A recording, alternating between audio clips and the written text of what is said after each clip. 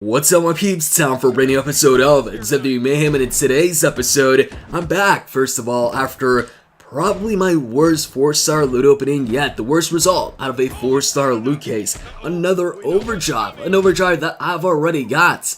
And it's not like I'm getting overdrives for good superstars either, I'm getting overdrives of my worst superstars. I got an overdrive for Sami Zayn, and then I got 2 overdrives now for Xavier Woods. If it was Austin at least, it wouldn't be as bad, but come on, those 2 though, hopefully no overdrives next time, but that's not what this video is about. I want to go ahead and first off talk about the brand new superstars that we got with this latest unexpected update. Who expected this update to come? It was out of nowhere, and I don't think this is the Extreme Rules update either, because usually those come out on the weekend of the pay-per-view. So Extreme Rules is taking place on July 15. That's a little over 2 weeks away, so yeah, don't think that's the Extreme Rules update, and usually also for the pay-per-view updates, it's usually a bigger update. You get more things than just, 1 or 2 new superstars. In this case, it's just, adding in Shelton Benjamin and Chad Gable. There might be some bug fixes, in the background or something like that.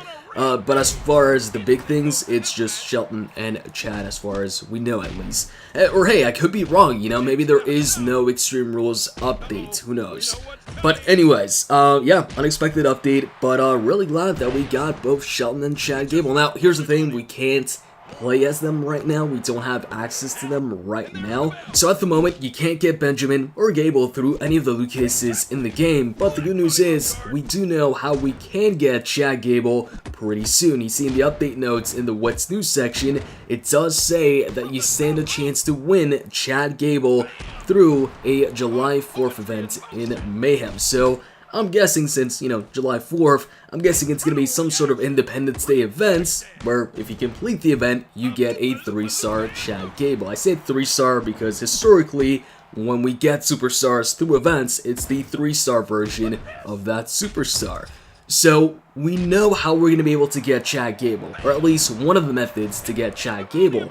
But as far as Shelton Benjamin is concerned, now while there hasn't been any announcements as to how we're going to be able to get Shelton, whether it's through an event just like Chad, or it's through maybe versus mode like Booker T and Goldust were available for a bid, if you were pretty high ranked in versus mode, I think I know the answer to this. You see, in the past, Mayhem has celebrated superstars' birthdays, anniversaries, and by that I don't mean like, marriage anniversaries, because that'd be kind of weird and it's not, related to the game or WWE for that matter. Like, could you imagine that? An event, a wedding event, complete the Roman Reigns wedding event to unlock his wedding attire that he wore.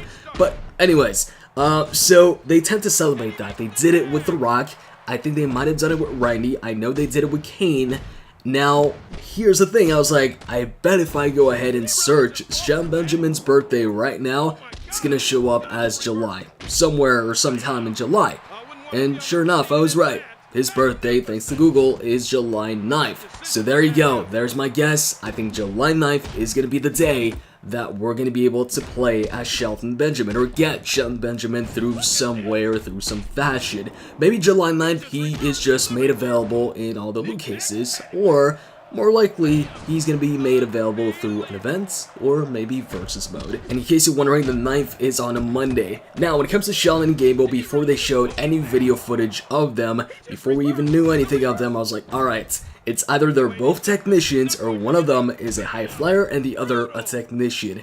Now, here's the thing though, the reason why I was more so leaning towards one of them being a high flyer, one of them being a technician, and not both of them being technicians, because I think they both could be, is because usually when they introduce 2 new superstars at the same time, they don't have the same class, especially with them likely working as a tag team in the game. Yes, I think they're actually gonna have a tag team finisher, and when we look at all the other tag teams in the game that have a tag team finisher together, they're not of the same class. The 2 superstars that make up the tag team are both different classes. So in this case, you got 1 high flyer, 1 technician, and I do think they're going to get a tag team finisher, the tag team finisher that we've seen them do on TV. And it's for a multitude of reasons that I think that, number 1, they got added in the same update. It's not like Shelton got added in one update and Chad in another. They were both in the same update, and they were the only 2 that got added in the update. They also got added in the update right after the update that introduced the tag team finishers in the first place. So I'm pretty sure they're gonna have their tag team finisher, which I'm looking forward to seeing because I actually like their finisher. I still don't know what they call their finisher. Looks cool though, and some people say it looks like the Doomsday Device, kind of, but Doomsday Device was done from the electric chair position, while this one's done from a powerbomb position, and instead of taking down the opponent with a clothesline, looks more like a neck breaker. Anyways, Reliance Games went ahead and posted up gameplay footage of both Shelton and Chad Gable, so while we can't play as them, we can at least see their finisher. So their finishers have been revealed, and we know which type of strikes they have. So let's go ahead and check out Shelton Benjamin's video first. As far as his class goes, he's the high flyer of the two. And his strikes, well, he doesn't have the quickest strikes, but he doesn't have the slowest ones either. He's got the same ones as every other high flyer. He's got the pay dirt as a finisher, so that's accurate, that was expected. I'll talk about the animation in just a few. And then his second finisher, this one was really unexpected, a 450 splash. I thought maybe it'd be the T-bone suplex because he used that for a good while, from like maybe 03 or 04 to maybe 07 or 08, something like that. But back to the pay dirt, glad that he's got his main finisher, but I was surprised with the lack of impact from the move, or exaggeration, you know, compared to the other moves like the attitude adjustment, the stunner, and stuff like that, where they jump really high up and, you know, the opponent flies. In this case, this was a bit more realistic. Not, you know, realistic, but compared to the other moves, this one was kind of tame.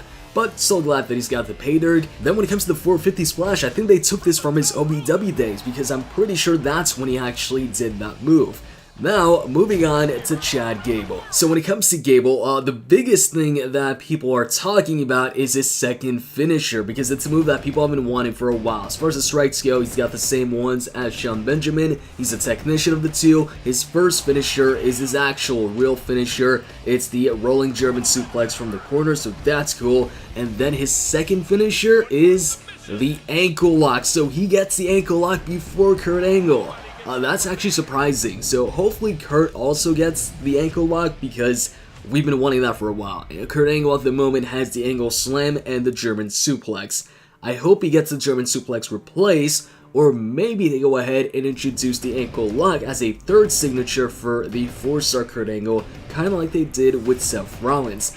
I'd rather see them just replace the German suplex though with the ankle lock, and just have Kurt Angle have the normal German suplex as, you know, a normal move that he does, or special attack. So whose finishers do you guys prefer? I think I might go with Chad Gable, mainly because of the ankle lock. That came as a surprise, did not expect that as his second finisher. I also didn't expect the 450 splash for Shelton Benjamin, but I like it when a superstar has a normal finisher and a submission finisher as well. I like that option. Now, moving on to some bits of news here on upcoming stuff. So on the official Mayhem Facebook fan page, you know, people are asking questions and such, and somebody went ahead and said, please add superstar entrances, and the official Mayhem Facebook page replied with, we just might, winky face.